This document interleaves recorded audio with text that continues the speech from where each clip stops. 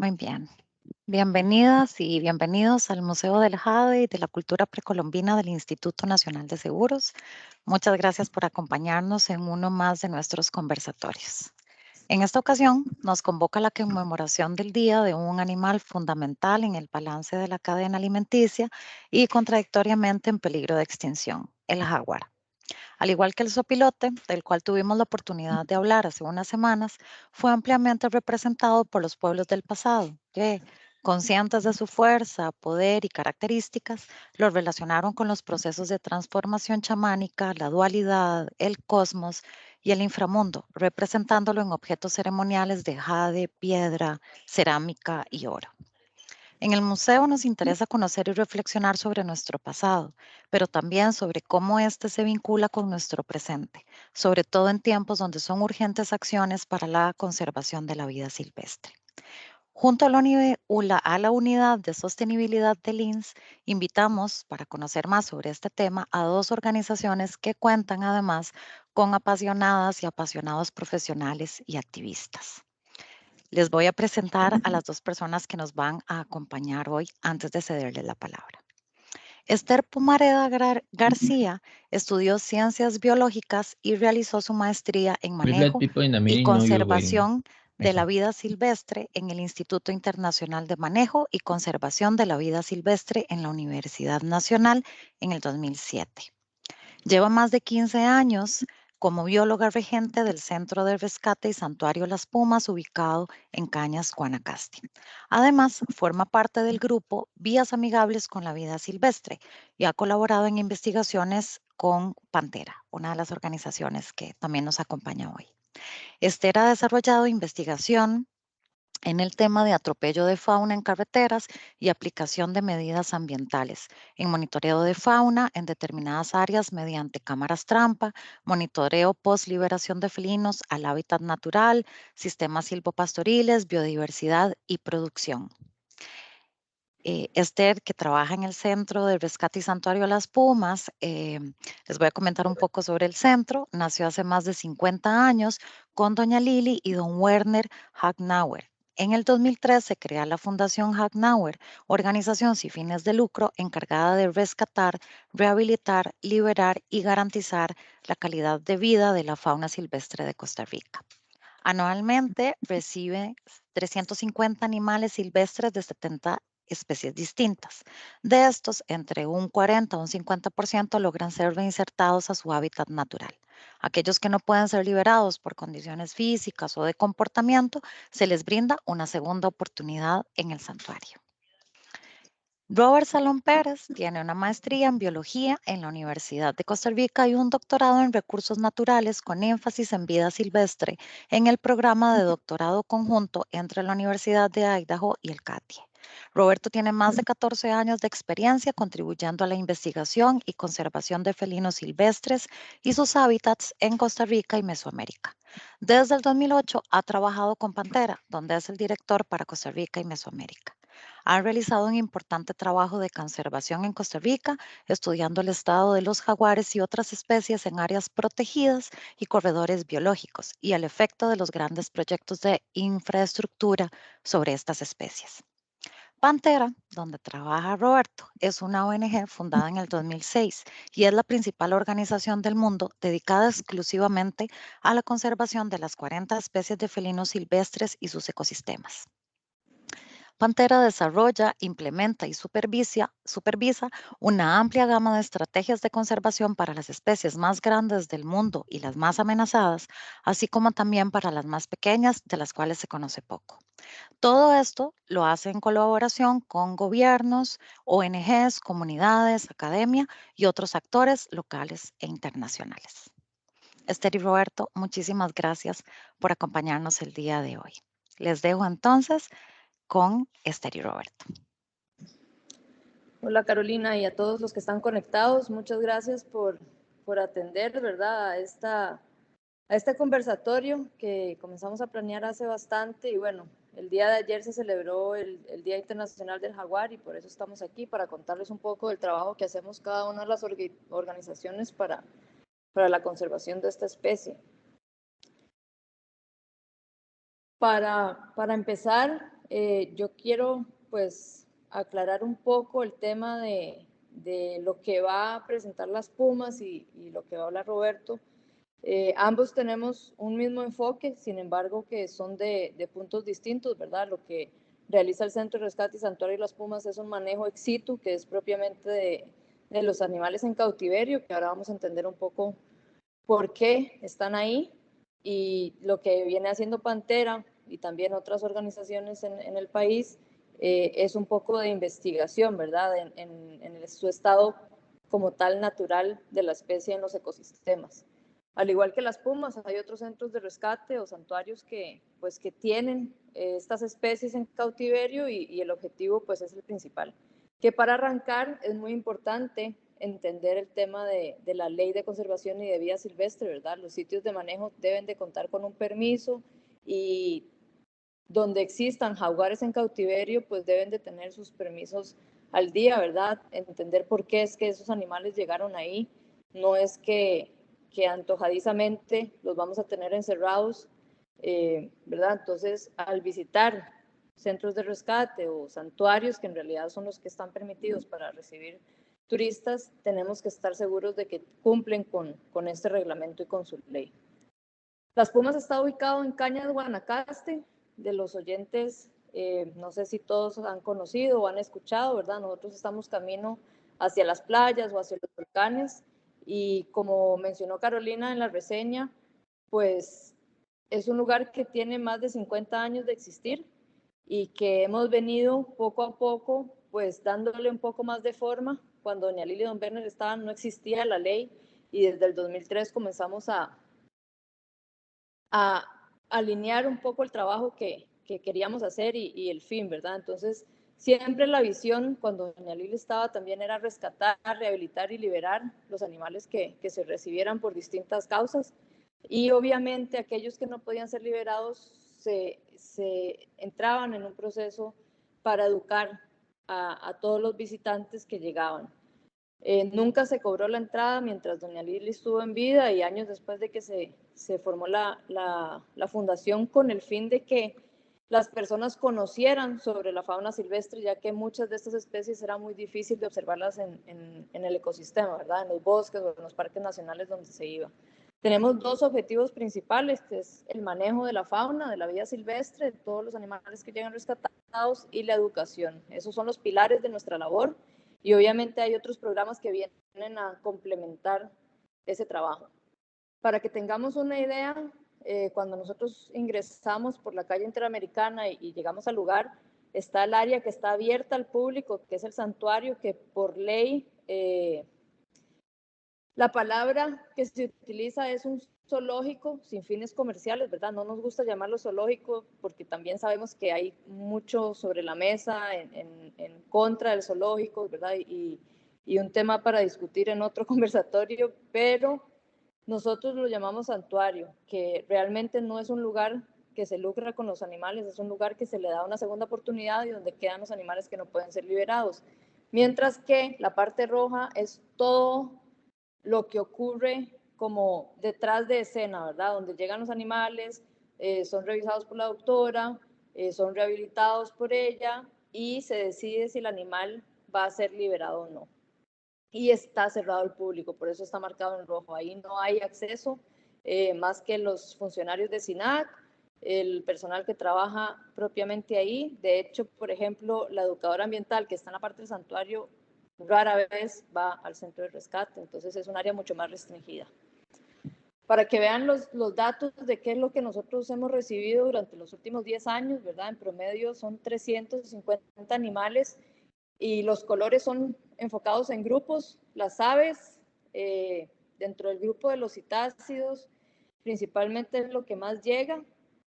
Luego tenemos otras aves como rapaces, tucanes, tenemos reptiles muy poquitos, primates que son blancos, principalmente congos. Otros mamíferos incluye venados, ainos, puercoespines, lapisotes.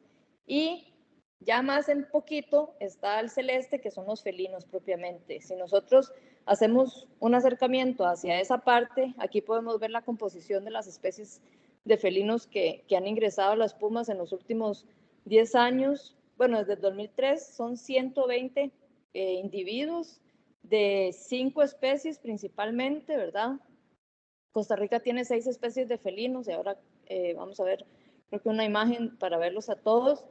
Y podemos ver que lo que más nos llega son manigordos, que es la parte verde. Es como manigordos y cauceles es como lo más común que ingresan. En algunos casos yaguarundis, ¿verdad? En promedio se recibe entre un 6 y 8 individuos al año. Sin embargo, siempre va a llegar o un puma o un jaguar. Lo que hemos visto es como que llegan cada 8 años o cada 10 años, ¿verdad? No es que todos los años nos ingresa esas especies. Pero este año ha sido muy llamativo. Este año llevamos 14 felinos ingresados y de las 5 especies. Tigrillo no es una especie común de la zona de Guanacaste, ¿verdad? Es una especie que vive más en bosques nubosos y lo que ha llegado rescatado a sitios de manejo ha sido más en la parte central del país. ¿Por qué llegan estos felinos?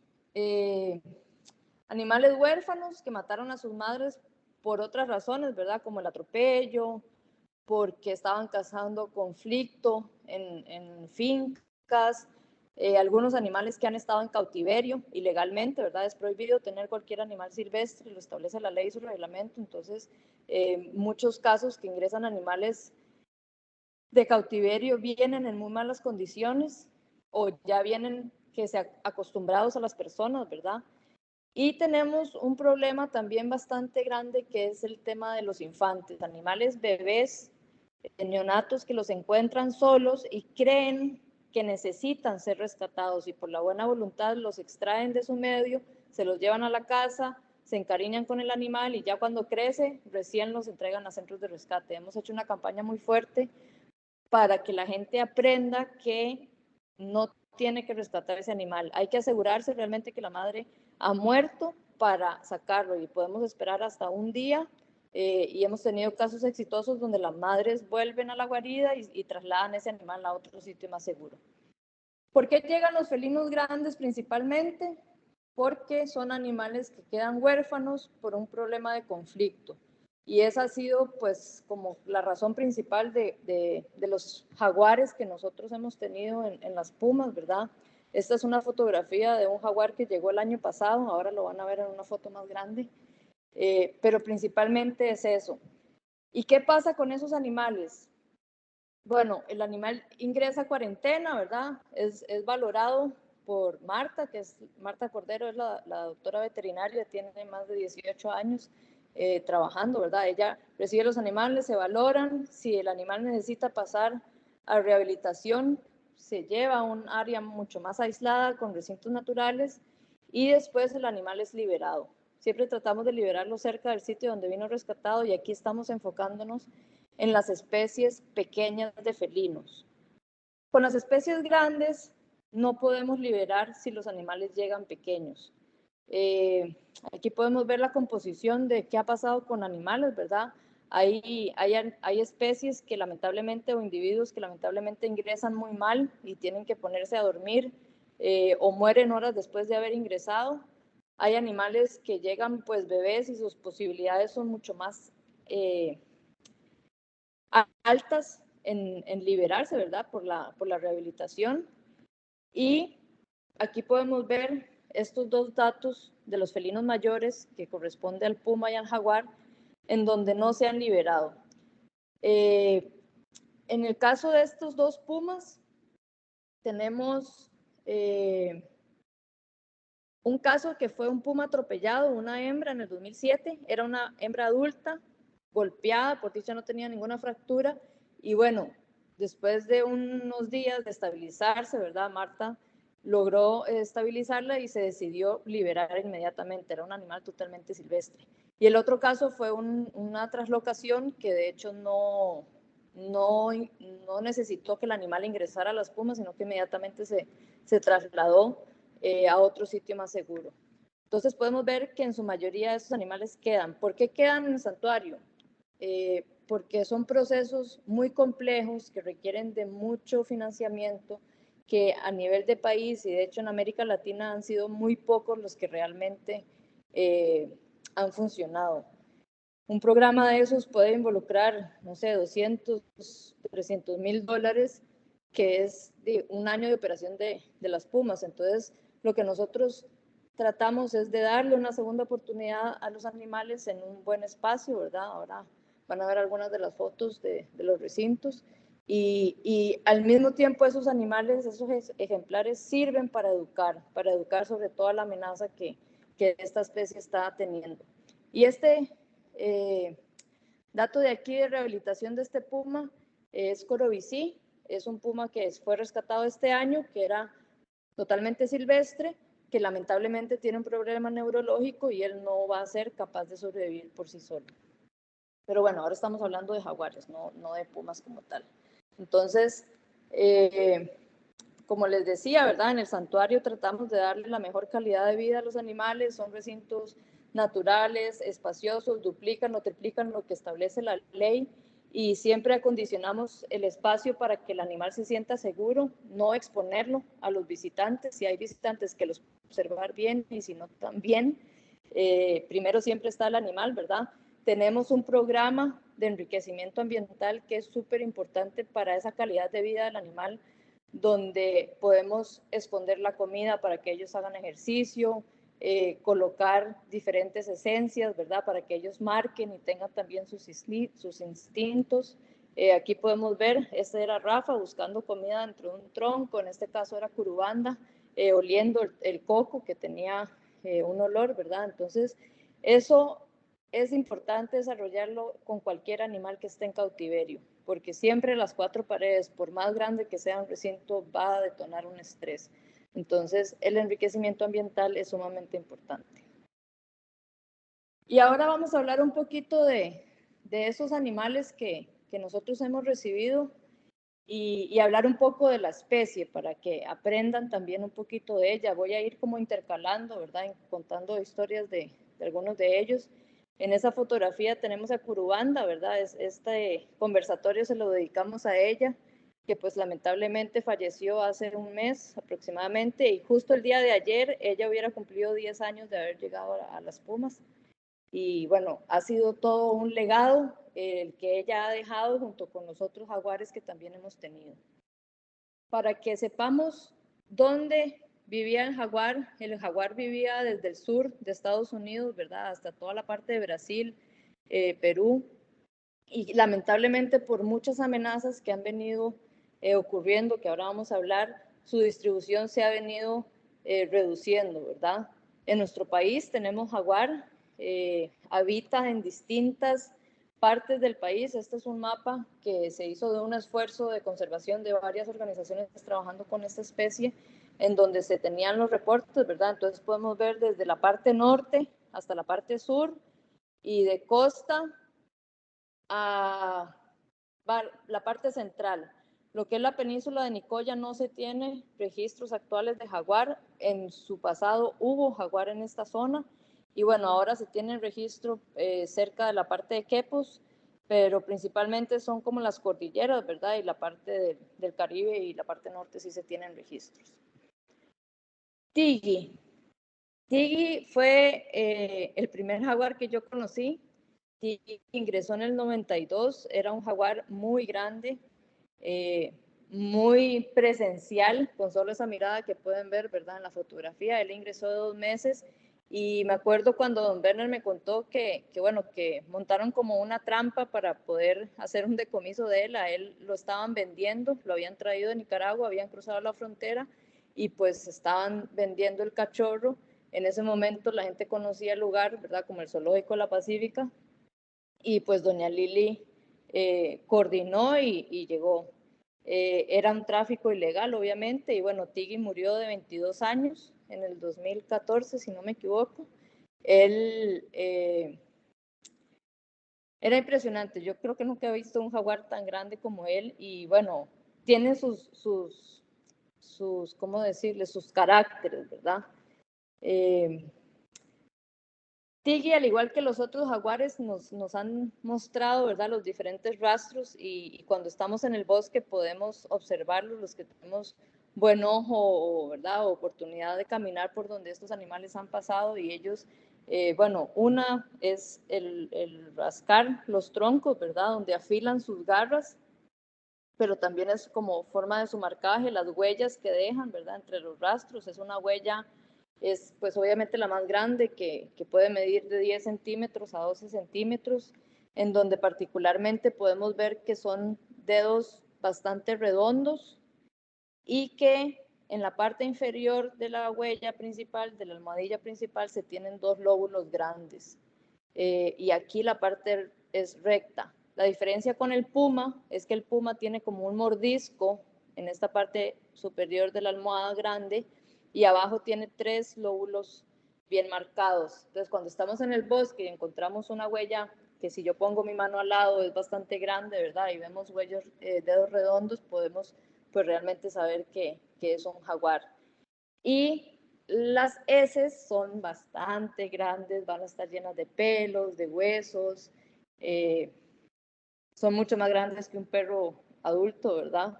Entonces, si encontramos igual heces así en el bosque, son bastante olorosas también. Y algo importante mencionar de las huellas de todos los felinos es que no marcan la uña. Entonces, si yo me encuentro una huella muy grande en el bosque, pero tienen unos puntitos arriba de los dedos, no es felino. Probablemente es un coyote o si hay presencia de perros en esa propiedad, pues va a ser eso. Rafa. Rafa ingresó en 1999. Cuando yo llegué a trabajar a las Pumas, Rafa era un chiquillo, lo veíamos todo flaquillo y realmente él creció y desarrolló. No era tan grande como Tiggy, pero bueno, creció. Él llegó de 3 meses y su historia es el común denominador ahora de muchos de estos felinos que ingresan a los centros de rescate, ¿verdad? Es un animal que su madre estaba matando ganado en una finca y la gente pues la trató de cazar, la madre huyó con otra cría y él quedó botado. A él lo metieron dentro de un saco, le amarraron un palo en la boca, él llegó con sus dientes totalmente lastimados y se estuvo como unos 4 o 5 meses alimentándose con sonda, con doña Lili y bueno, creo que el médico veterinarios de la universidad estuvieron apoyando eso. Él pues creció, Rafael fue conocido internacionalmente, hay muchas empresas de filmación que necesitaban tomar fotos y videos de jaguares en estado natural y como los recintos eran tan naturales, pues venían la BBC, Nat Geo a filmarlo a él, obviamente también a Tiggy, pero Rafael fue bastante conocido y bueno, Rafa murió de 20 años. La edad promedio de los jaguares en estado silvestre puede andar entre unos 15, ¿verdad? 14 años. En cautiverio van a vivir más porque tienen condiciones más controladas, tienen alimento seguro, no tienen que estar peleando territorios, ¿verdad? Entonces, lo que se ha registrado son más o menos entre 25 y 26 años en jaguares. ¿Qué hábitos tienen estos felinos? Este felino tan grande, ¿verdad? Es el felino más grande de América, es el tercer felino más grande del mundo. Son tanto terrestres como arbóreos. En algunos casos podremos estar caminando en el bosque y no los vemos porque están arriba, ¿verdad? De los árboles. Aquí podemos ver una fotografía de Curubanda. A ella le encantaba estar en los árboles. Siempre buscaba el rincón más incómodo y bueno, a pesar de que asegurábamos bastante los espacios y se le construyeron tarimas, pues ella siempre trataba de moverse por las partes más incómodas. Terrestres, buenos nadadores, aquí podemos ver la foto de Rafa. Hemos visto jaguares, ¿verdad? A veces en documentales donde cruzan ríos, en los canales de Tortuguero, que los han grabado también, ¿verdad? Cruzando los canales, que se meten y son a veces pelean con cocodrilos en los ríos, ¿verdad? Entonces, no es cierto que los gatos no les gusta el agua, al jaguar sí les gusta. Y bueno, aquí podemos ver que no es una especie, pues en cautiverio su comportamiento va a ser distinto porque va a tener, ¿verdad? Más alteraciones alrededor y probablemente un sonido o la alimentación incluso que se les da pues en la tarde, va a cambiar su comportamiento, pero usualmente son felinos nocturnos, son felinos crepusculares, y en este video que tenemos de esta cámara que le habíamos puesto a Curubanda, podemos ver ahí ella está despierta a las 3 de la mañana, ¿verdad? A veces tenemos registros de los otros a las 12 de la noche, y principalmente durante el día, pues están Kuru. Kuru, como les comentaba, ella ingresó en el 2012. Ayer hubiera cumplido 10 años de haber llegado. Llegó no tan cachorra, tenía unos 10 meses, y me acuerdo que cuando ingresó se habló con otros colegas y con la universidad de la posibilidad de reinsertarla otra vez con un radiocollar y monitorearla. Sin embargo, nos dimos cuenta que Curubanda tenía una discapacidad muy fuerte en los ojos, ¿verdad? Ella era visca, veía sombras. Cuando pusimos presas para ver si las cazaba, no las detectaba fácilmente. Su procedencia era de Colonia Bolaños. Ella apareció atrás de una casa rural. La señora salió al patio y se encontró pues a este animal muy flaco, y lo que primero acató hacer la señora fue llamar a los guardaparques. Hay posibilidades de que ella por naturaleza naciera con esa condición. Sin embargo, llegar a esa edad era difícil que la madre realmente la estuviera cuidando.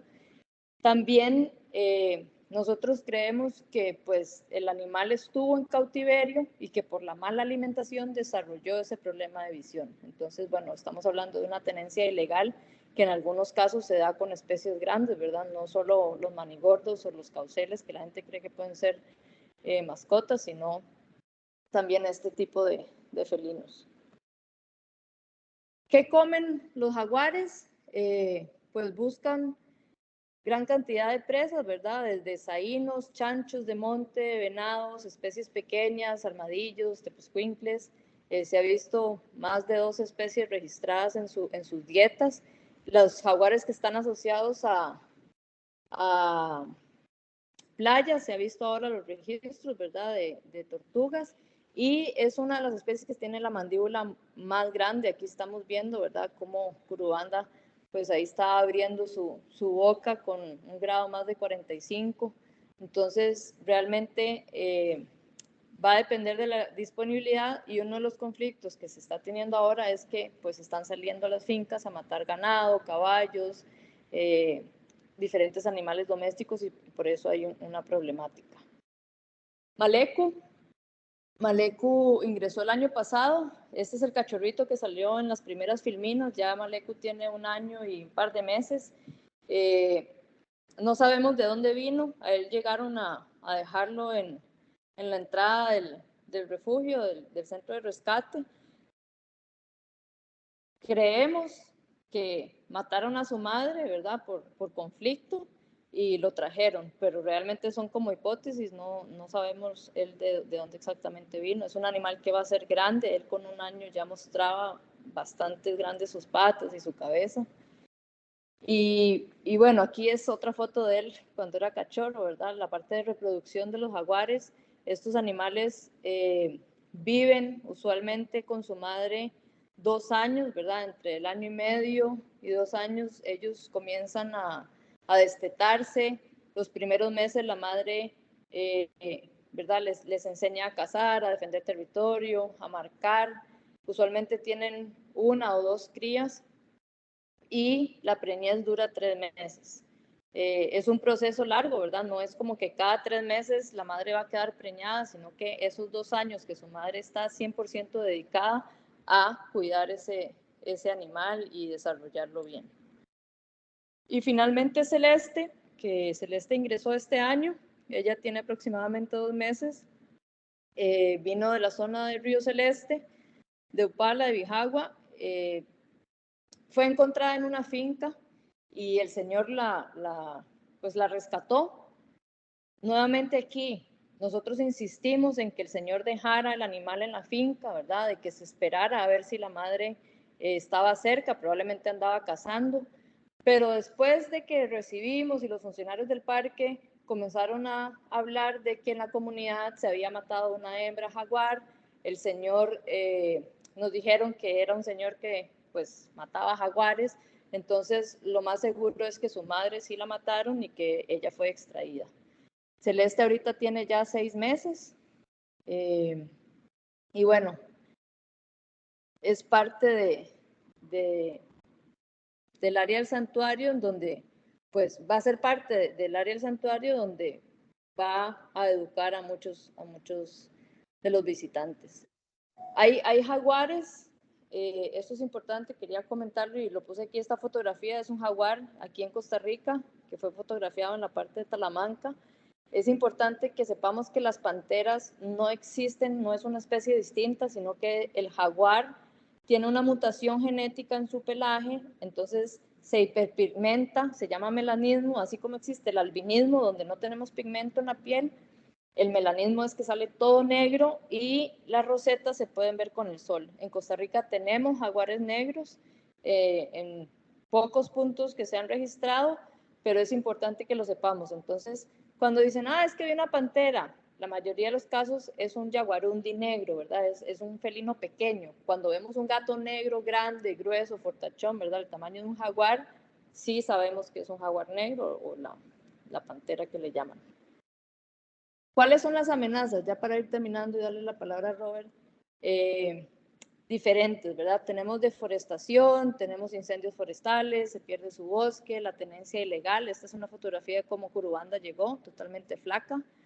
El atropello es una amenaza que visualizamos más, sin embargo las carreteras son una barrera y hay muchos de estos jaguares que se desplazan y no se acercan más bien y la conectividad de ellos se ve rota. El tráfico ilegal que en Costa Rica no se ha registrado realmente, pero en otros países sí se está dando y puede ser que nuestras fronteras sirvan para el paso de esto. Y el conflicto, que bueno, sé que Roberto va a hablar como los diferentes programas que atiende mucho a estas amenazas de las especies. Tenemos muchos materiales que trabajamos en la educación de la especie, ¿verdad? Con los niños, libros de colorear, cuentos, afiches, que están disponibles en la página web si quisieran obtenerlos, ¿verdad? Vamos a dar charlas a las comunidades, vamos a dar charlas como hoy y nada más para que vean que la forma en cómo podemos identificar a estos individuos es por sus manchas. Este jaguar es o no el mismo individuo. Si vemos las rosetas bien, no es el mismo individuo. La foto de la izquierda es Rafa y la foto de la derecha es Curubanda. Espero que no se hayan aburrido, que no les haya dado sueño como a Curo en este video. Y bueno, muchas gracias por el espacio.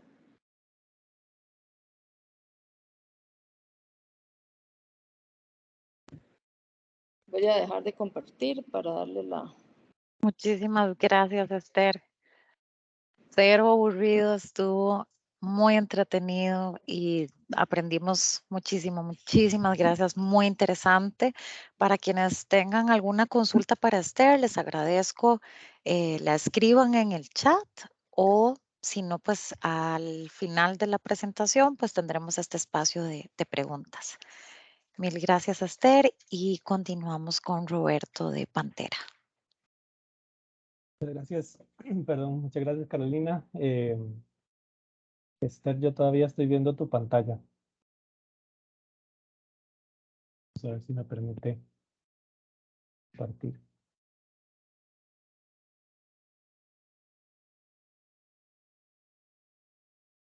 No sé si ya están viendo la mía. Sí. Ok.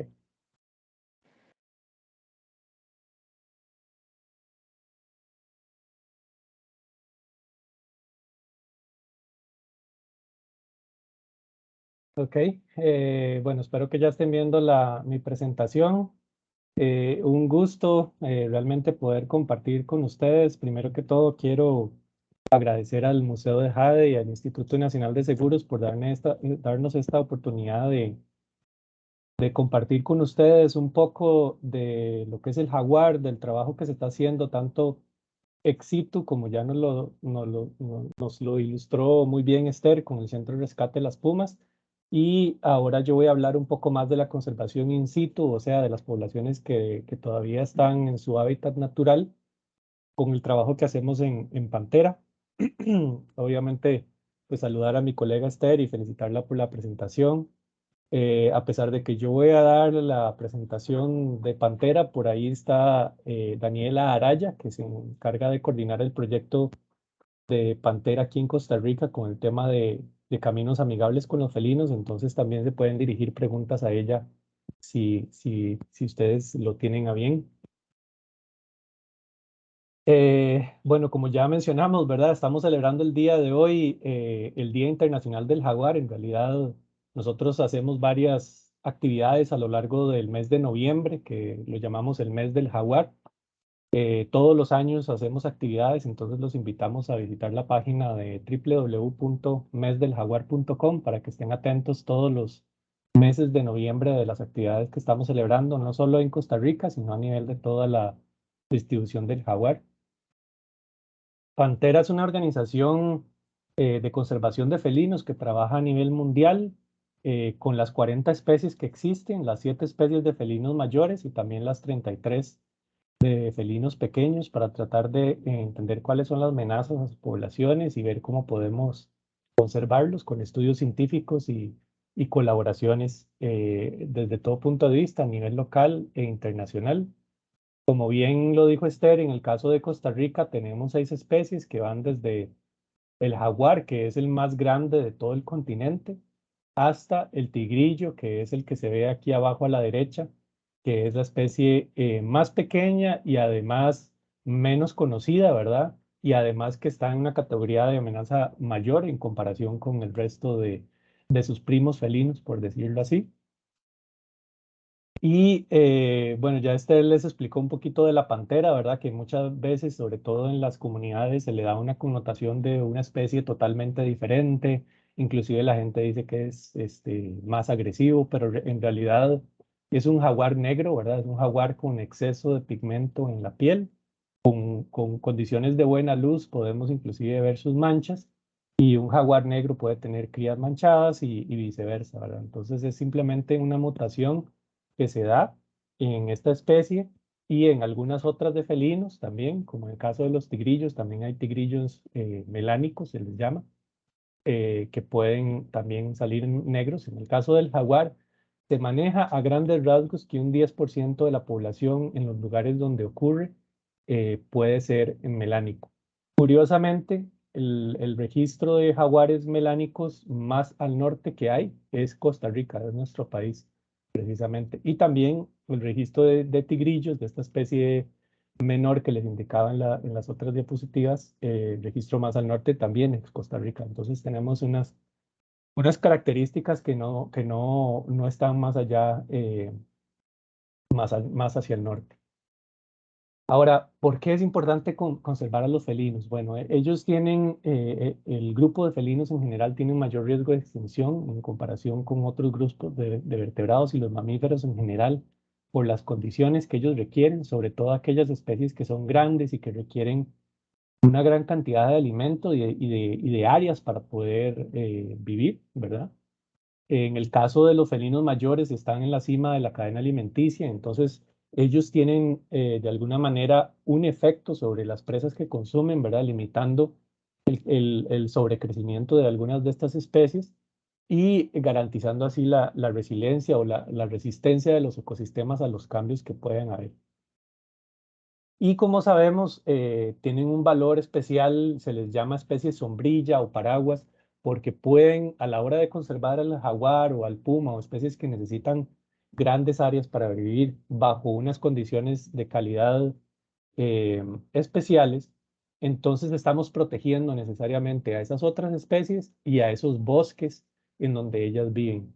¿Y por qué es importante proteger esos bosques? Bueno, como ustedes saben, los seres humanos tenemos una gran cantidad de servicios ecosistémicos, se llaman, que nos brindan esos bosques, ¿verdad? Que van desde alimento, materia prima para cosas que usamos a diario, el agua, el oxígeno, la parte cultural y de recreación, ¿verdad? O sea, si nos podemos a contabilizar todo lo que nos dan esas áreas donde viven estos jaguares, realmente es bien importante. Entonces, si garantizamos la protección de los jaguares, realmente estamos garantizando también todos estos servicios ecosistémicos de los cuales los seres humanos nos beneficiamos.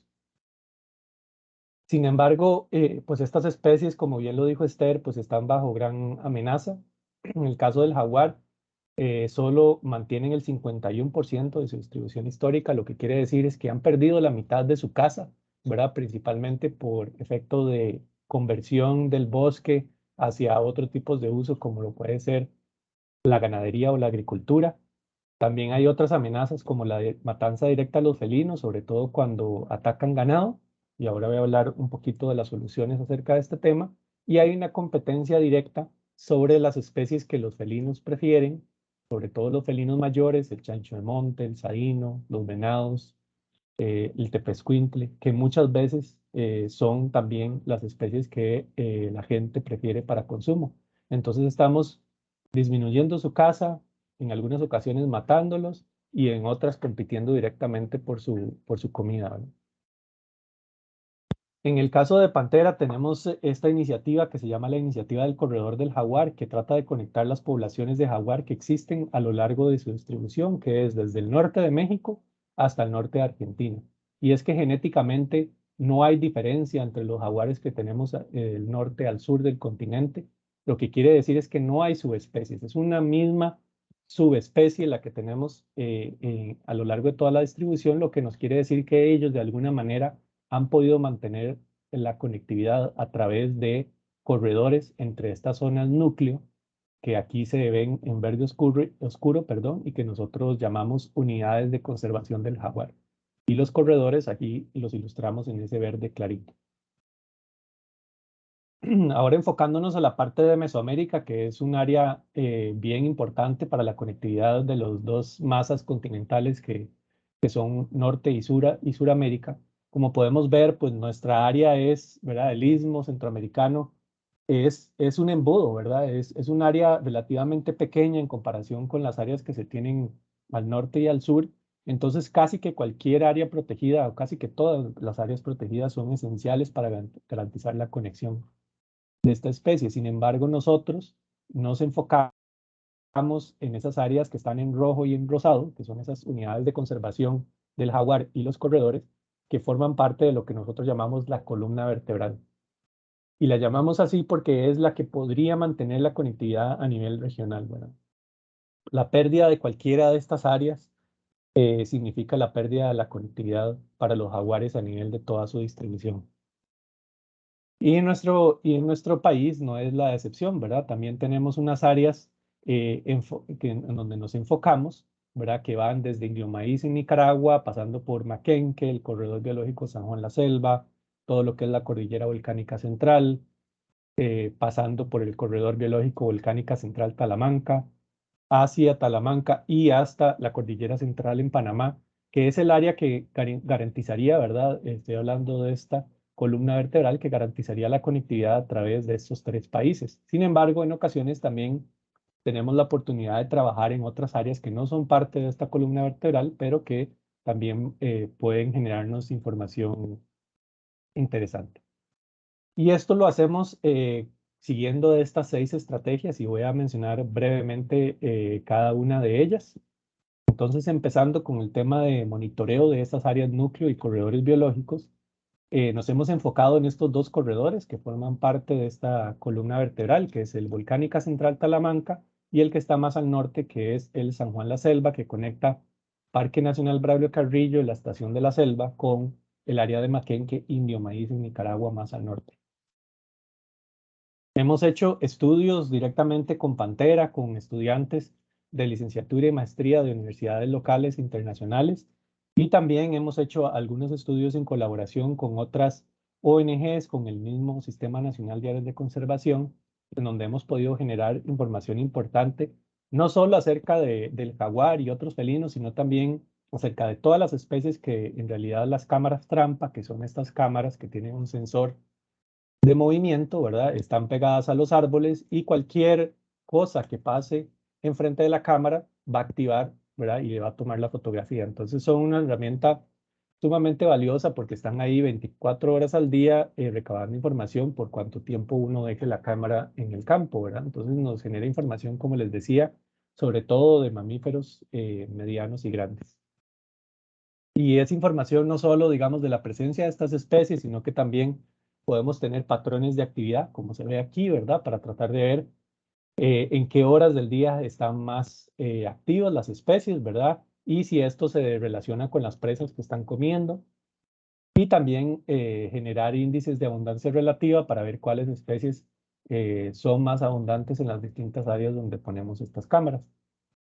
En el caso del jaguar y otros felinos manchados, sus manchas son como nuestras huellas digitales, como bien lo mostró Esther ahí haciendo la comparación entre dos jaguares del centro, el centro de rescate de las pumas, ¿verdad? Y esto nos permite, con las capturas, que llamamos así a las fotos de los individuos, las capturas y las recapturas, o sea, fotos del mismo individuo, podamos identificar sus movimientos, ¿verdad? Entonces aquí, por ejemplo, es un estudio que hicimos en el subcorredor biológico Barbilla de Estierro, que se llama Paso del Jaguar, en donde aquí, por ejemplo, hay un punto en donde hay 3 individuos diferentes, ¿verdad? Y aquí podemos ver cómo este individuo azul se movió de esta forma, cruzó el río Pacuare, igual que este individuo rojo, y ya nos empieza a generar información bastante valiosa acerca de los movimientos de los individuos, cuáles son las potenciales barreras que hay para ellos. También podemos generar para otras especies y para el mismo jaguar este tipo de mapas, ¿verdad? Basados en análisis estadísticos de probabilidad de ocupación, también con base en las cámaras trampa, en donde podemos predecir cuál es la probabilidad de uso que pueden hacer del hábitat de estas especies, ¿verdad? Aquí en este mapa, por ejemplo, las probabilidades más altas están hacia el color verde y las más bajas del color rojo. Entonces, en este caso, que también es el subcorredor Barbilla de Estierro, podemos ver como la parte central del subcorredor que coincide con las áreas donde están las carreteras que lo cruzan de norte a sur, pues tiene una baja probabilidad de uso de esta especie. Entonces ahí nos permite como enfocar nuestras acciones de manejo y conservación hacia esas áreas para ver cómo podemos garantizar la conectividad en este corredor biológico en particular.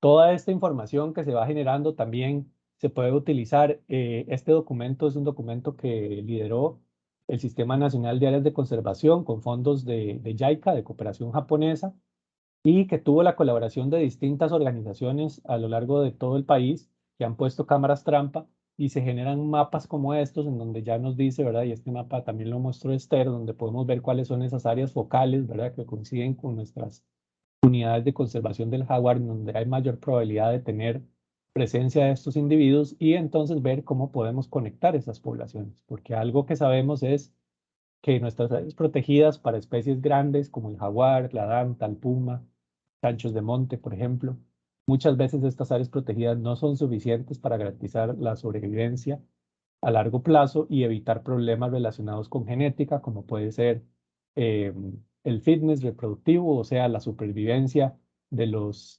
cachorros a largo plazo y de la especie como tal, ¿verdad? Entonces, es importante, ¿verdad?, generar toda esta información y saber qué está pasando.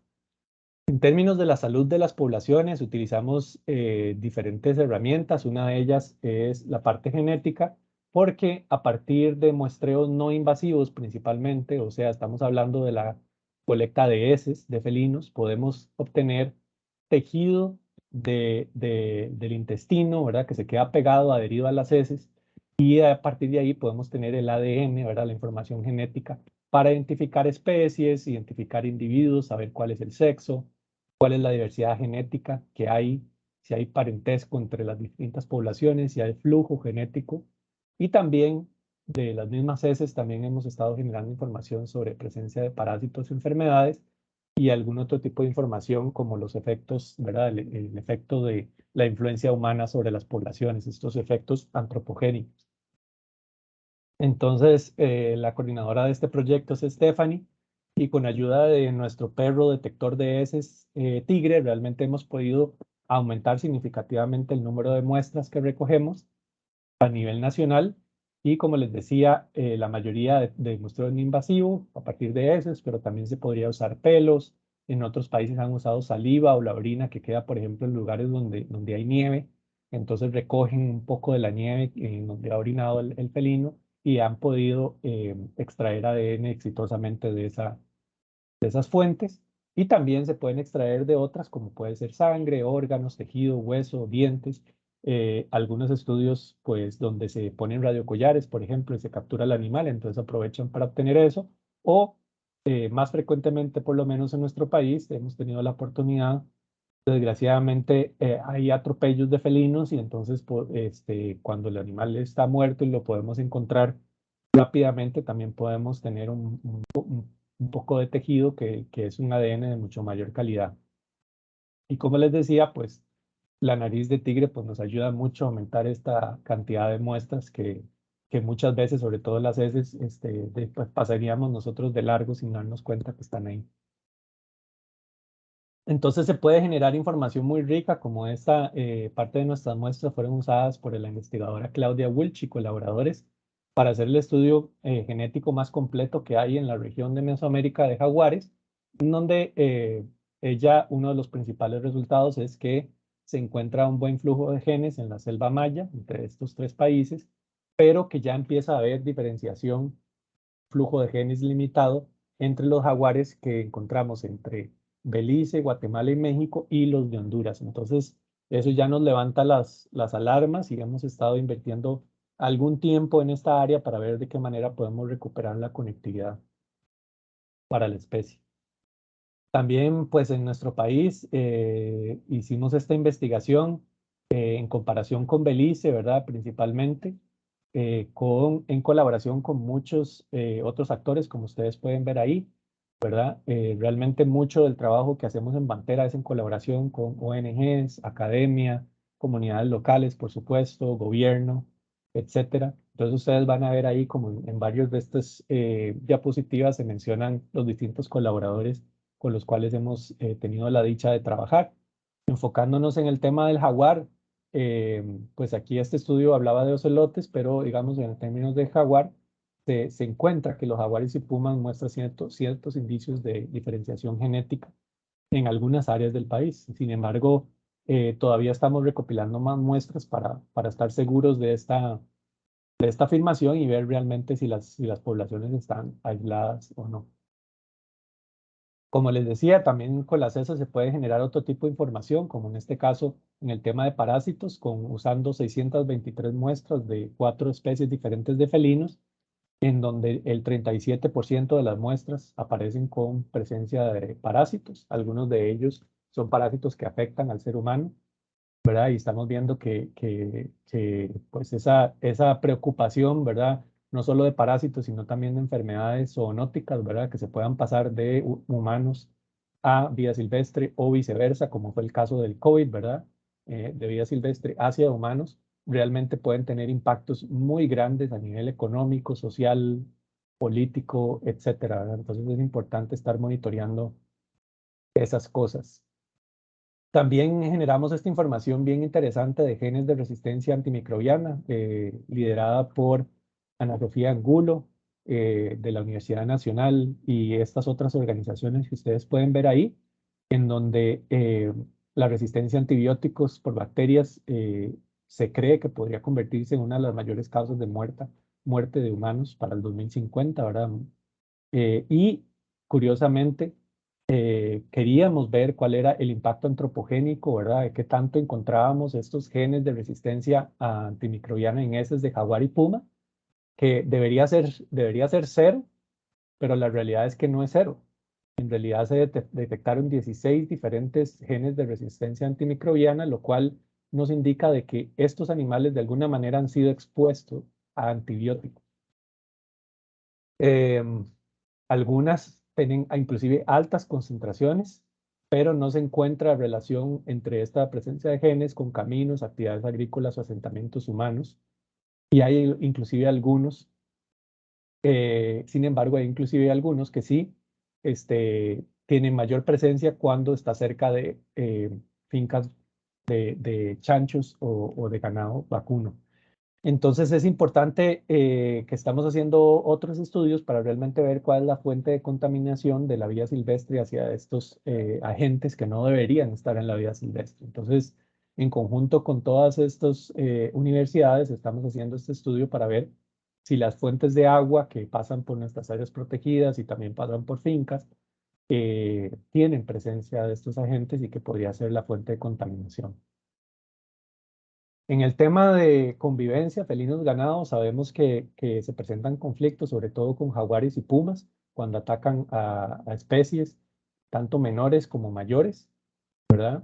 Y las soluciones previamente para el finquero era matar a los felinos, pero ahora sabemos que hay diferentes herramientas que podemos usar, mejoras en el manejo de la finca principalmente, ya sea con potreros de maternidad, encierros nocturnos, cercas eléctricas y en algunos casos un collar con luces y campana para de alguna manera confundir a los depredadores y casi que podemos garantizar un 100% de efectividad de estas medidas una vez implementadas por el finquero en ayuda y colaboración con nosotros y con la unidad de atención de conflictos con felinos, que es una unidad conformada por miembros o personas encargadas de vida silvestre del SINAC, del Sistema Nacional de Áreas de Conservación, que han sido capacitados y también les hemos dado equipo, ¿verdad? Y que ellos entonces ahora sí, gracias al aporte de ellos, podemos atender casos a nivel nacional. Entonces, pues generamos estadísticas como estas, ¿verdad? Más de 700 casos atendidos desde el 2013, que es cuando empezó esta unidad, 123 fincas con implementación de estrategias y, como les decía, con un alto porcentaje de efectividad. Y gracias a la aplicación, a una aplicación de teléfono que hemos implementado, pues se les facilita a los funcionarios ir a recoger la información con una entrevista que pueden llenar en el teléfono, aunque no tengan internet, y después eso llega a un servidor, genera un reporte que ellos pueden tener y que nos permite generar mapas como estos, en donde inclusive podemos empezar a ver las depredaciones de todos los carnívoros, no solo jaguar y puma, pero digamos, si nos enfocamos en el jaguar, podemos ver la distribución de ataques, ¿verdad? Que está, ¿verdad? Bastante distribuido a lo largo del territorio. Podemos empezar a ver por dónde están estas especies fuera de las áreas protegidas, ¿verdad? Muchos de los estudios se centran dentro. Pues esta información nos dice dónde están también fuera de ellas y el contraste entre jaguar y puma, ¿verdad? Que es bastante interesante esa comparación entre las dos especies. En el tema de seguridad de áreas protegidas y tráfico de felinos, tenemos un proyecto financiado por el INL, que es del Departamento de Estado de Estados Unidos para Narcóticos y Cumplimiento de la Ley. Y hicimos un análisis a nivel regional y a nivel de 4 sitios en la región, incluido la Amistad en Costa Rica. Y bueno, confirmando que las principales amenazas para los felinos son la conversión y fragmentación del hábitat, disminución de presas, caza furtiva y matanza de felinos. Y hay una amenaza transversal que son las amenazas a defensores del medio ambiente que muchas veces se ven desamparados y no protegidos ante presiones que pueden haber de desarrolladores u otro tipo de actividades. Entonces se convierte en una amenaza transversal. Muy brevemente, pues la matanza del felino se puede dar por distintas razones, pero la matanza por represalia por ganaderos, cuando atacan ganado o tienen miedo de que ataquen ganado, aumenta las interacciones. Hay bajas expectativas de que las autoridades puedan responder y hay abundantes armas de fuego, lo cual son pues todos los ingredientes para que se pueda, una vez que se mata el felino, pues empezar tal vez algunas personas a pensar qué le puedo sacar a esa piel, a esos colmillos, a ese cráneo, lo vendo, se genera una demanda y después esa demanda ya no solo se da, empieza a convertir, digamos, no solo que sea una situación oportunista, sino que ya la oferta empiece a impulsar la búsqueda de estas especies, como ya se ha documentado en Sudamérica, por ejemplo, y ahí las condiciones para que esto crezca. Entonces, ¿qué podemos hacer? Intensificar las acciones contra la depredación del ganado, como lo mencioné con la unidad de atención de conflictos con felinos, fortalecer las áreas protegidas con acciones de control y protección, apoyando las acciones que hace el SINAC, desarrollar bases de datos para realmente ver qué está pasando y cómo afecta a las poblaciones y también educar a los turistas que en algunos casos pueden comprar colmillos o collares o cosas por el estilo sin saber que es totalmente ilegal. Y pues en estos años estaremos trabajando con este seguimiento a este proyecto, con la Reserva de Biosfera de la Amistad, en conjunto con la Amistad Caribe y otras organizaciones que han venido apoyando a guardarrecursos indígenas en el área Caribe de la Amistad. El último proyecto que voy a mencionar es el tema de estudio y mitigación de proyectos de desarrollo de infraestructura, en donde uno de los componentes más fuertes es el de caminos amigables con felinos. Como les dije, por acá está Daniela para responder sus preguntas sobre este tema, si tuvieran interés de conocer un poco más. Pero este es un proyecto que, como los otros, hemos trabajado con una gran cantidad de otras organizaciones, no solo gobiernos, sino ONGs, y no solo el SINAC, sino que también el Ministerio de Obras Públicas y Transportes, el CONAVI, entre otras entidades que tienen que ver con el tema de caminos, en donde pues estamos viendo que hay un impacto significativo sobre las poblaciones, no solo de felinos, sino también de otra vida silvestre. Es un ejemplo, ¿verdad?, de la muerte de manigordos, que es la especie más comúnmente atropellada a lo largo del país. Hemos colaborado en conjunto con vías amigables con la vida silvestre en varios estudios a nivel de todo el país para entender cuál es el impacto y cuáles son las posibles acciones de mitigación y también medir la efectividad de las medidas, ¿verdad? Porque también nos interesa probar que las medidas que se recomiendan realmente están funcionando. Entonces aquí podemos ver, ¿verdad?, el ejemplo de un paso subterráneo siendo usado por mapaches y aquí un paso arbóreo usado por monos cara blanca. Em, Vamos a ver si me corre el video para que ustedes puedan ver, ¿verdad? Colocamos cámaras ahí en el paso para poder ver cuáles especies lo estaban utilizando. Interesantemente, se hizo una publicación en colaboración con la UCR y otros investigadores acerca de la posibilidad de uso de estas estructuras por diferentes especies y curiosamente el mono araña no se registra utilizando estas estructuras, lo cual nos hace pensar, perdón, se me cerró la presentación, ya ahorita la vuelvo a poner, lo cual nos hace pensar que tenemos que buscar otro tipo de medidas para una especie como el mono araña, ¿verdad? Que no tiene esta capacidad aparentemente de usar este tipo de estructuras, ¿verdad? Y entonces se está convirtiendo en una barrera total para la especie. Segundo para llegar a la diapositiva que estamos.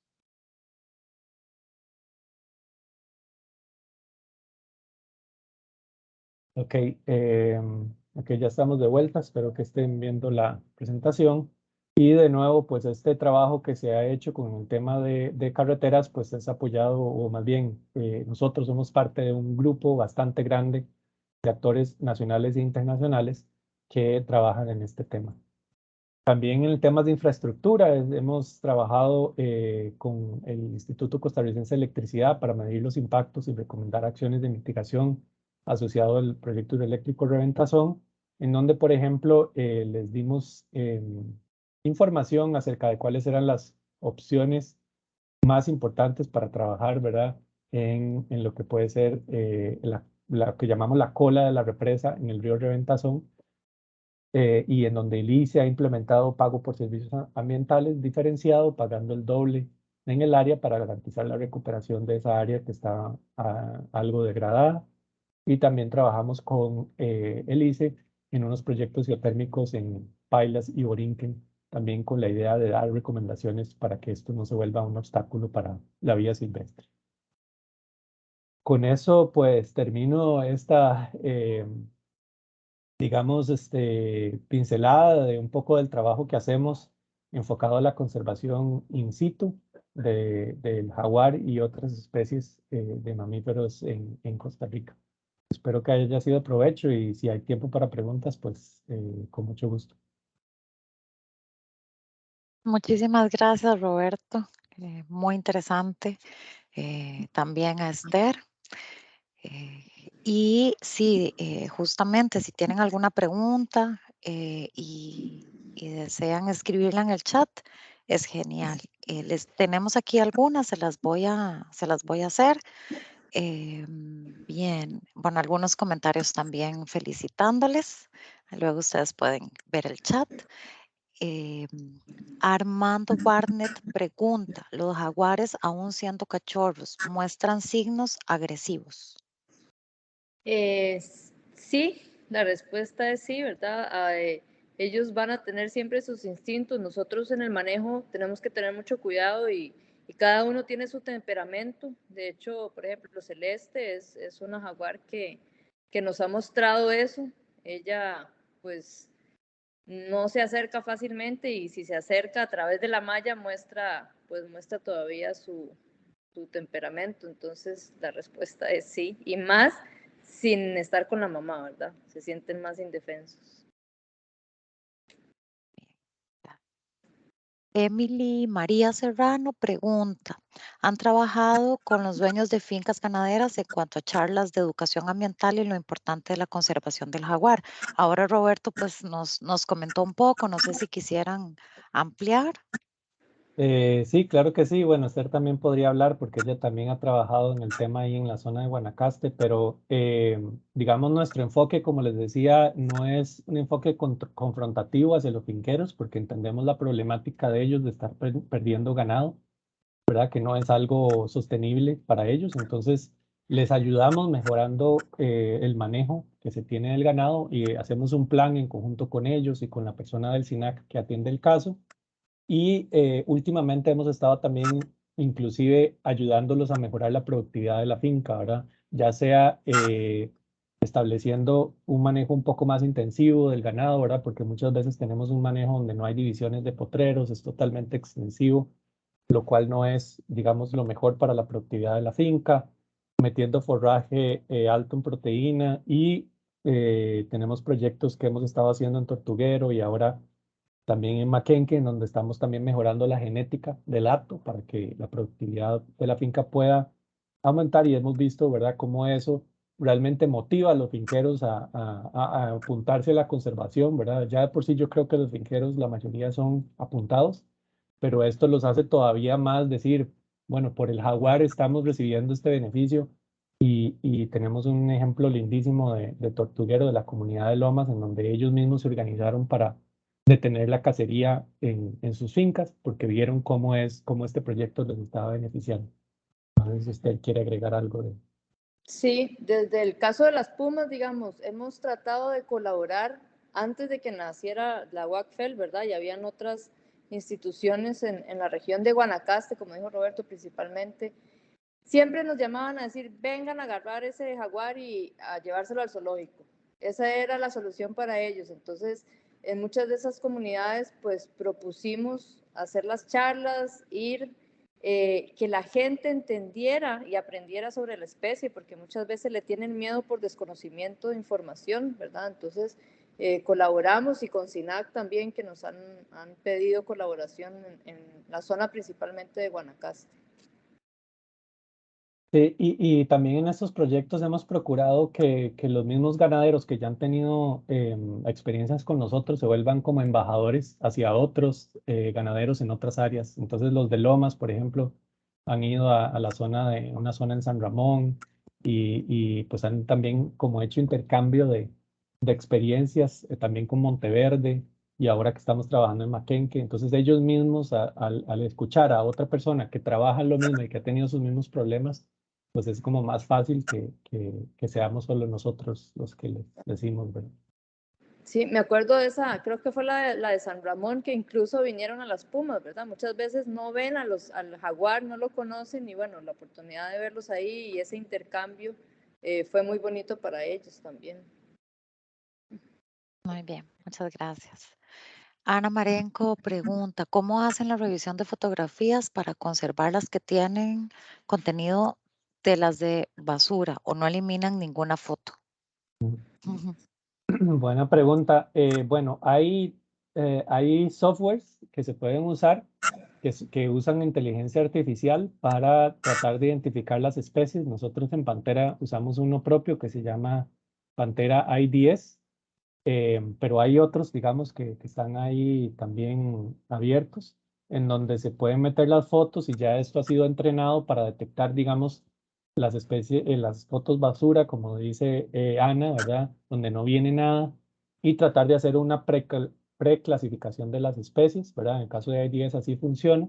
Después, obviamente, necesitamos el ojo humano para confirmar que sí, ¿verdad? Que todas las especies están bien clasificadas, pero sí facilita mucho el hecho de hacer eso. Normalmente nosotros tratamos de no botar ninguna foto, ¿verdad? Porque son parte del estudio eh, y pues las guardamos ya, digamos, en disco duro, si tenemos un servidor también, pero sí, comprendo la, la preocupación porque a veces uno tiene miles y miles de fotos y a veces algunas no tienen nada, ¿verdad?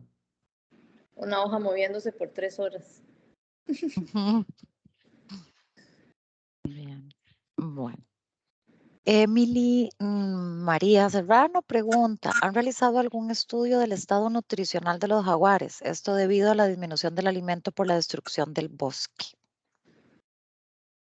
Es una buena pregunta. Bueno, por parte nuestra no. Ese estudio, salvo que a alguien se le ocurra otra forma, pues requeriría capturar a los animales, ¿verdad? Y realmente aquí solo el ICOMBIS de la UNA, que yo sepa, recientemente ha tenido un proyecto de captura de jaguares para ponerles radiocollar.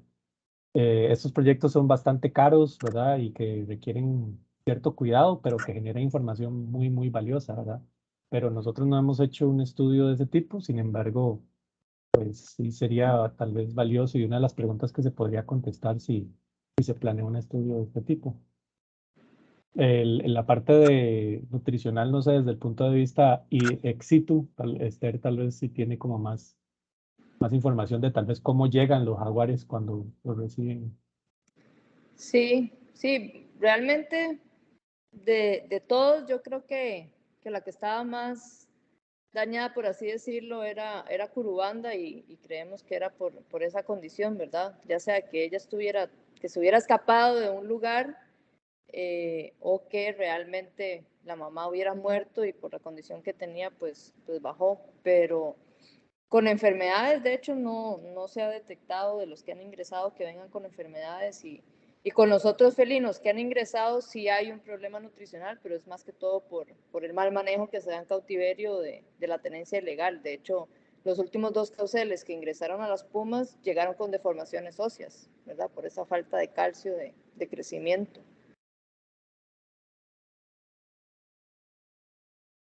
Muy bien, muchísimas gracias. No sé si alguna otra persona tiene algún comentario o alguna consulta. Y si no, pues bueno, vamos dando por finalizado el espacio.